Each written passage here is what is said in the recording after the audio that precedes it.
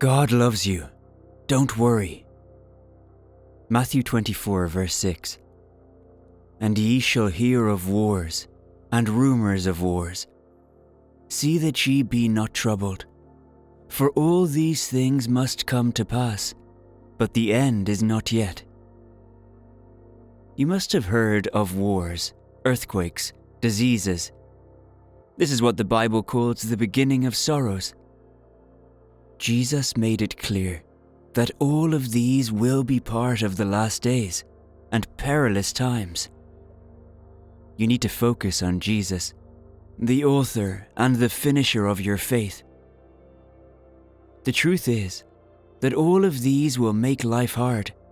They will make you want to give up. You are constantly seeing wars. You are constantly hearing about people dying, and you don't know what to do. You feel like you are not safe. You feel like you cannot take these evils in the world anymore. Jesus said, you should not be discouraged because of this. He said you should not be troubled. If you want the peace of Christ, then you should not focus on these political and natural disturbances, but focus on Christ. God told Joshua the same thing. There was war in the time of Joshua. He just became the leader in Israel, and it is normal for that young, innocent man to be anxious. But God told him not to be discouraged. Jesus is telling you the same thing right now, that you should never be discouraged by anything. No matter what happens in this world, no matter what the government does in the country you live in, don't be discouraged. Don't live in fear. Remember that God is still on his throne. Let Jesus order your steps in these last days. I see many Christians go through hard times in their lives, and all they do is blame God for allowing it. Is that the right thing to do? Should we be blaming God, or be remembering his love towards us? God loves, and he will not leave you to suffer. The plans of God for you is not to suffer. You think God has called you into Christ, into the light, so that you can fail? God is not interested in becoming a God to the failures. You are not a failure. You are a winner. The earlier you realize this, the better you know that God loves you. Why don't you start working in the love of God for the world to see the kind of God you serve? God says, I have loved you with an everlasting love. And do you think that he is joking when he said that?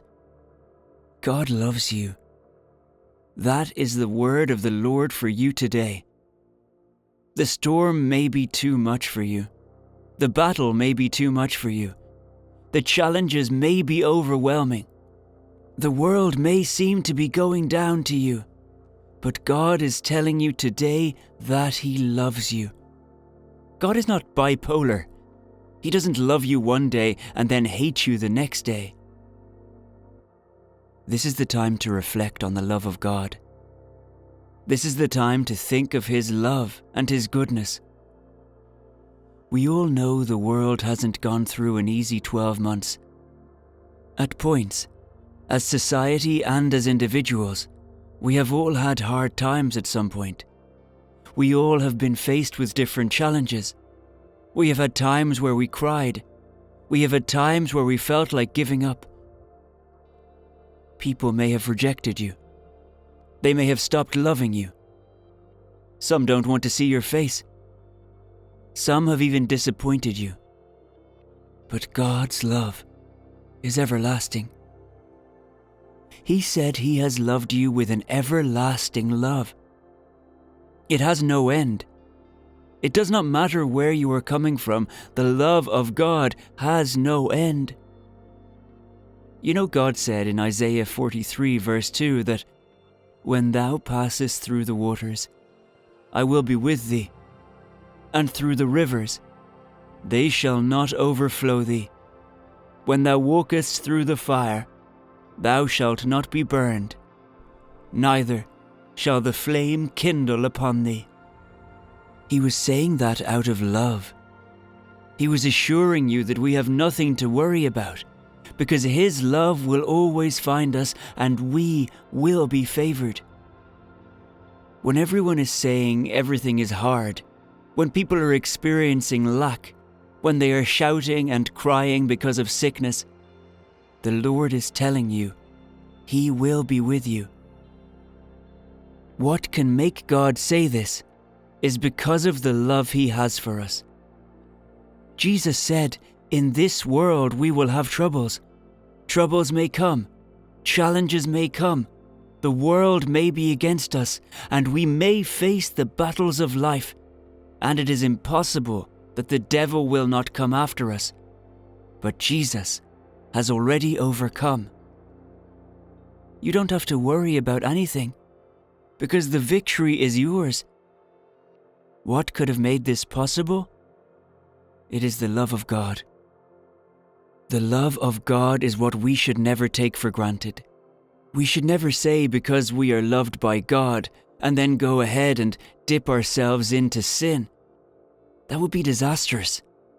You know the devil is out there waiting for us to leave the love of God so that he can capture us, and it will become hard for us to go back to the love of God. This is why we must resist sin. God is love. If you are wondering why God loves you so much, it is simply because God is love, and he just loves you because he is love. Every time you wake up in the morning, the first thing you should think about is the love of God. That thought in your heart will give you confidence in the love of God throughout the day. Are you feeling the love of God in your life? In your career, are you feeling the love of God? In your business, are you feeling the love of God? In every area of your life, are you feeling the love of God? When God says that what you are going through doesn't matter, that he would be there with you, he is saying that even if you are feeling sick, he is there with you. If you are feeling frustrated, or even when someone has disappointed you, he is with you and he loves you. If you have just lost your job and everything seems to be in imbalance, he is telling you that he is always with you.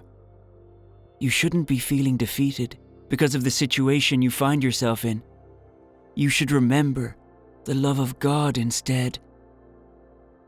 We can't talk about the love of God without talking about you. God loves you, but do you love God? You cannot fool God. You cannot deceive him. Why should you be going to church because you feel God will give you what you want, but you don't love God? What I mean by you don't love God is you don't obey his commands. If you love God, you will obey his commands. You cannot deceive God by saying you love him and not acting like you love him. If you are deceiving people with the word love, you cannot deceive God with it. This is the time for you to change and follow the right path of love. If you do not love, the love of the Father is not in you. You cannot say you love God and not love people. 1 John 4 verses 20 to 21. If a man says, I love God, and hateth his brother, he is a liar. For he that loveth not his brother, whom he hath seen, how can he love God, whom he hath not seen?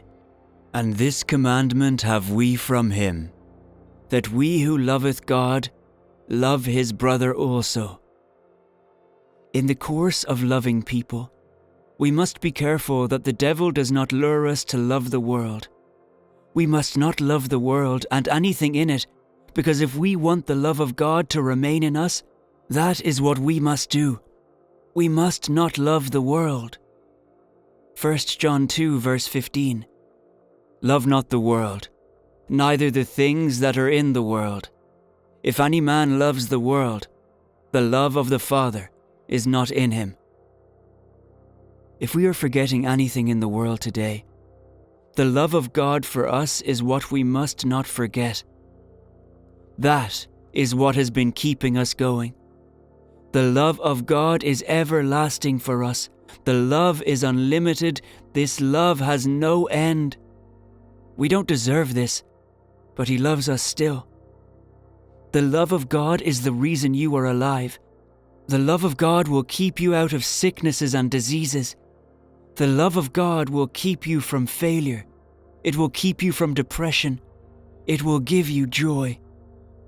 The love of God for you is pure and real. Seek it every day.